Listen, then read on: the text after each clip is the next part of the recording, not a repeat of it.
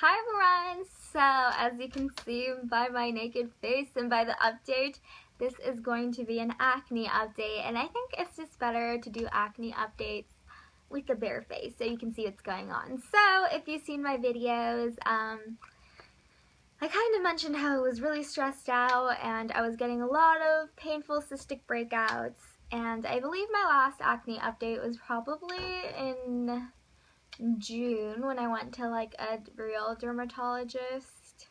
Yeah, because I had only been going to my primary doctor for acne stuff, and then like I was like, I need to go to a dermatologist. So I had some checkups. So in my my update from June or July, I had said that they were gonna put me on minocycline, which is an antibiotic. They were going to make me stop the clindamycin, which was a topical antibiotic, and then they were also going to put me on ortho-tricycline, which is a birth control that would regulate my hormones and hopefully help with the hormonal breakouts. So, flashback to back in November, I went to the dermatologist again, and for some reason, my skin was just better back in November. And they said, oh, your skin is really doing really well on the birth control. We think you should stop taking the antibiotics and see how you do after that month, and then in another month get off the tretinoin, which is a Retin-A that I've still been on, and then just rely on the birth control. And literally, since that visit, my skin just went downhill. And I don't know if it's because the antibiotics, I never thought antibiotics really did much to help. My acne is all depending on my stress levels and all that stuff.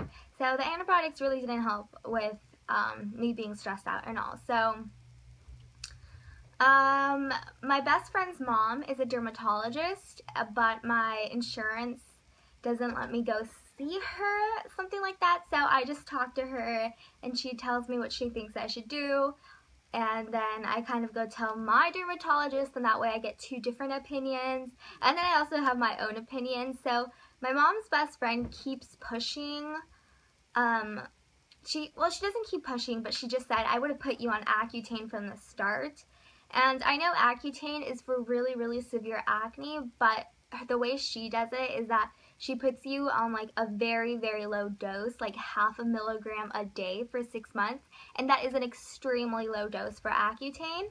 And then after the 6 months, once your body is used to it, you take a full milligram, which still, I don't believe is still enough. So she keeps you really, really low, so it's not like you don't have the flare-ups with Accutane, and it's just an easier course, but of course it just takes way longer than the regular Accutane course.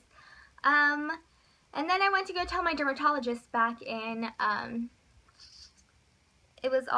told them in June, and I also told them in November, but they always say that, oh, it's not fair to you because you haven't tried like everything possible, because Accutane is kind of a last resort. And so after my flare-up, I had to set a dermatology appointment. It was actually even before the flare-up, just because the ortho-tricycline birth control was not doing anything for me.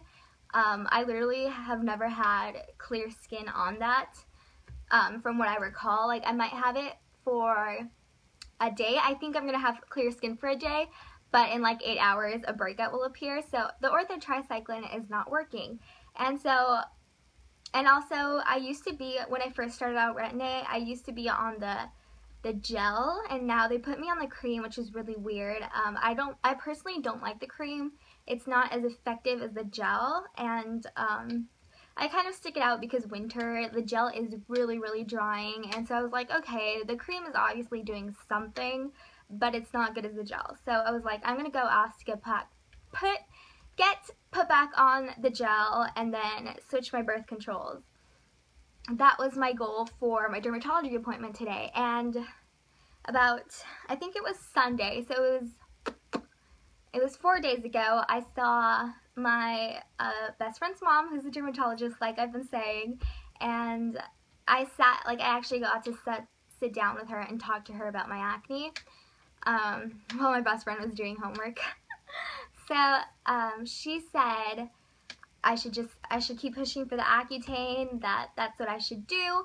And personally, I don't know if I'm ready for Accutane yet. When I get like the really bad flare-ups and the breakouts and the breakdown, like I did last week, I want to go on Accutane, but I know it's a lot to go on Accutane, so I don't know if I'm quite ready yet. It's still not, like, I'm not at that point yet, but she also gave me a bunch of samples, and she said she gave me samples. I'm going to show you what she gave me. She gave me samples of Aczone, which is a dapsone gel. I know that before Accutane was around, there is an oral film of dapsone. I think it's dapsone, right? Yeah, there was an oral film of dapsone before Accutane was made, and that was everything that was like the Accutane back then. And then they made the Accutane, which was much stronger, and they recently introduced a topical dapsone into the market. She gave me that, and she told me to use this in the morning. And then she also gave me Epiduo, which is adapalene and benzoyl peroxide.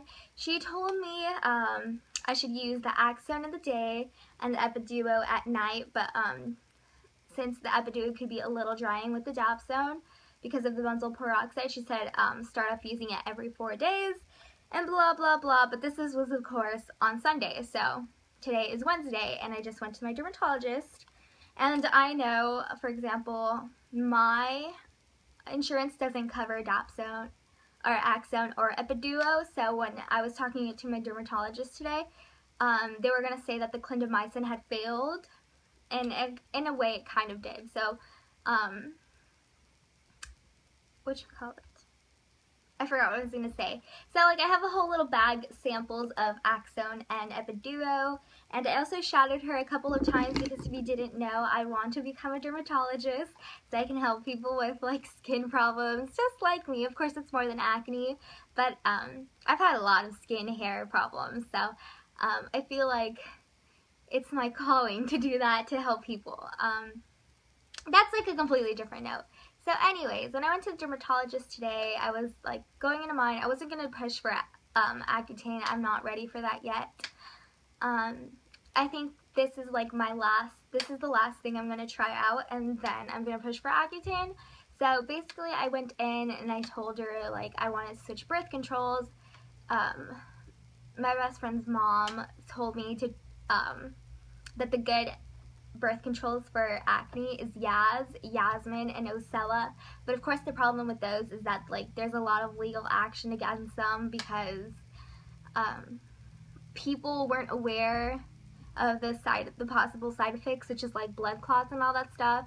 So that's the only issue, but that's like you can get blood clots from any birth control because of the progesterone in there. So like it's just, I guess there's a higher level in Yasmin, but it's really good for acne. So I talked about her about that, and she said she was on the generic form of Yaz, but she rather me get it through my primary care doctor or my OBGYN. That way they can keep an eye on me and on my blood and make sure everything is going well. She said that like since I was on the ortho tricycline and I seem to be doing well, that I shouldn't have a problem, but just to be safe, she wants me to get it from my primary care doctor. So I'm going to go actually later as a walk-in, but I can't do that till like after a certain hour.